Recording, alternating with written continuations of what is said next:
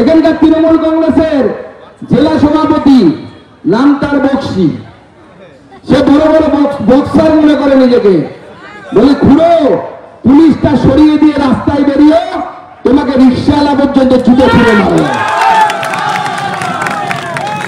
কত বড় বাপের বেটা হয়েছে ওরা বিজেপি নেতাদেরকে পেটাবে।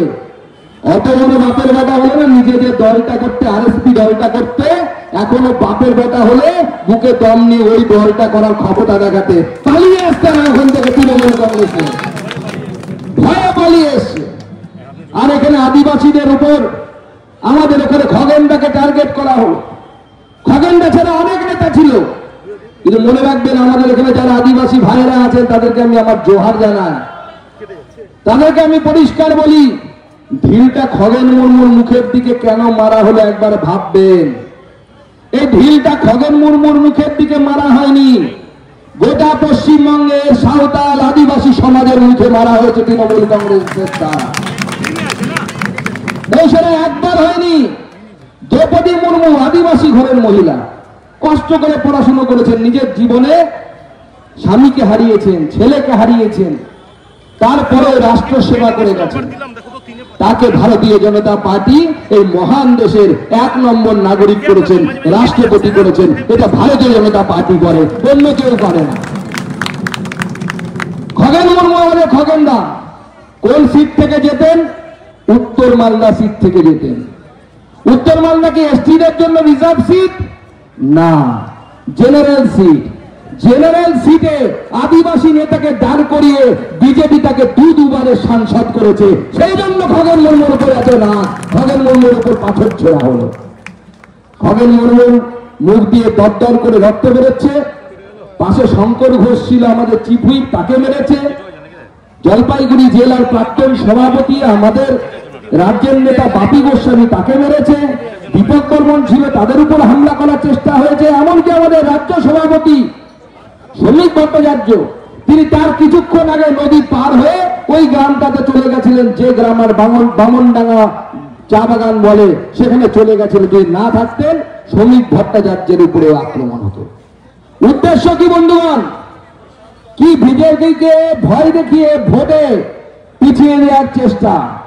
ওদের উদ্দেশ্য একটাই, যে ওদের তোলাবাজি চলতে হবে, এবং সব জায়গায় তোলাবাজি। মালদা জেলা আমার জন্য নতুন নয়, মালদা জেলার বিশ্ববিদ্যালয়ে চাকরি করেছি, আমি নিজের চোখে দেখেছি তৃণমূলের নেতারা কি ধরনের তোলাবাজি ওই বিশ্ববিদ্যালয় থেকে করে, ওই বিশ্ববিদ্যালয়টাকে শুষে খাওয়ার চেষ্টা করছে। আজকে গোটা রাজ্যটাকে এভাবে চুষে খাচ্ছে এরা, রাজ্যের মানুষের অধিকারকে খর্ব করছে, আর ওদের নেতারা বড় বড় কথা বলছে। আমি আস্তে আস্তে সাংবাদিকরা প্রশ্ন করছিলেন, সাবিনা ইয়াসমিন ম্যাডাম নাকি বলেছেন যে স্যার একজনের নাম বাদ গেলে পরে উনি নাকি মোথাবাড়ি, তো মোথাবাড়ি উনি নাকি একদম লন্ড ভন্ড করে দেবেন। স্যার কি আমি আপনাদের সামনে বহুবার বলেছি, আমি পরিষ্কার করে দিতে চাই আপনাদেরকে, এসআইআর কোনো হিন্দু মুসলিম নেই। আমি পরিষ্কার স্পষ্ট করে বলছি, যারা ভারতীয় মুসলমান, যারা ভারতবর্ষে আছেন, তারা ভারতবর্ষের সম্মানীয় নাগরিক, তারা কোথাও যাবেন না, তারা ভারতবর্ষেই থাকবেন, তারা ভারতবর্ষের ভারত মায়ের সন্তান বলে ভারতীয় জনতা পার্টি মনে করে। এসআইআর কি বলছে? 2002-এ যাদের নাম ভোটার লিস্টে ছিল তাদের নাম 2024-এ 25-এ যে ভোটার লিস্ট বেরোবে, এসআইআর হবে, তাতে তাদের নাম চলে আসবে। আপনি বলতে পারেন দাদা আমার ছেলেটার 18 বছর হয়নি 2002-এ, তাহলে তার নামটা থাকবে কি থাকবে না? সিম্পল ব্যাপার, আপনার ছেলের মা বাবা অর্থাৎ আপনাদের নাম যদি ভোটার লিস্টে 2002-এর ভোটার লিস্টে থাকে, তাহলে আপনার ছেলের নামও ভোটার লিস্টে চলে আসবে, কোনো অসুবিধা নেই। সেই হিন্দু হোক মুসলমান হোক, কোনো অসুবিধা হবে না, তাদের নাম চলে আসবে।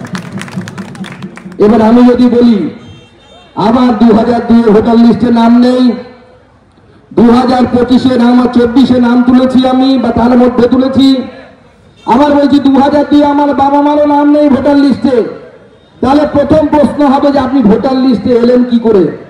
আকাশ থেকে পড়লেন না মাটি ফুঁড়ে বেরোলেন? সেটা তো আগে বলো কাকা, তারপরে তোমার নামটা ভোটার লিস্টে আমরা ঢোকাবো। পরিষ্কার কথা।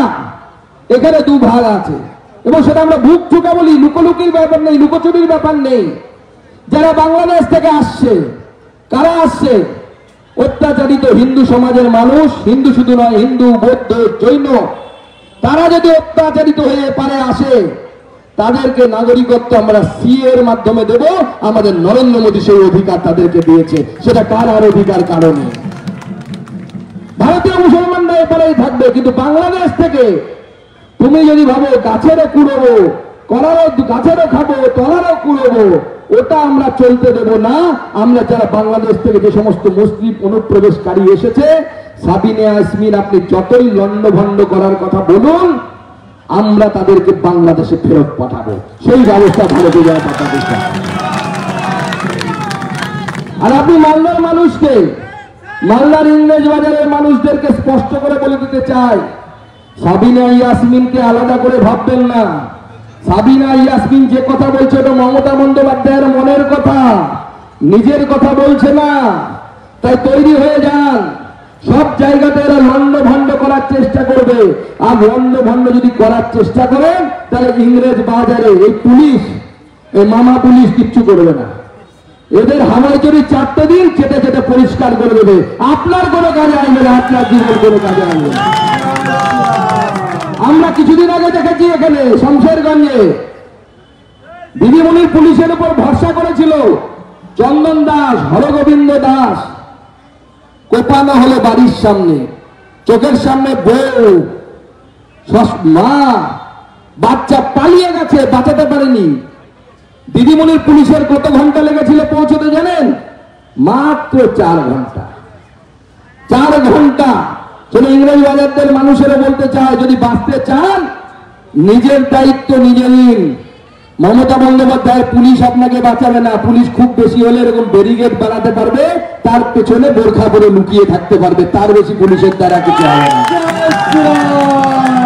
আপনাদের জন্য নরেন্দ্র মোদী আছে, অমিত শাহ আছে, কিন্তু অমিত শাহ, নরেন্দ্র মোদীর বিএসএফ, অমিত শাহ, নরেন্দ্র মোদীর সেন্ট্রাল বাহিনী আসা পর্যন্ত আপনাদেরকে লড়াইটা ফিরিয়ে দিতে হবে।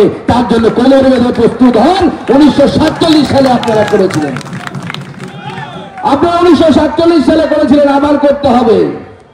আর খগেন মুর্মুর বদলা আমরা কোর্টে গেছি, আমাদের বিরোধী দলনেতা গেছেন এই বন্যা বিধ্বস্ত অঞ্চলে, আমাদের রাজ্য সভাপতি গেছেন যেদিন গন্ডগোল হয়েছে, আর তৃতীয় দিন আমি গেছি। আমি পুলিশের উপর ভরসা করিনি, আমি জানি পুলিশ কিছু করতে পারে।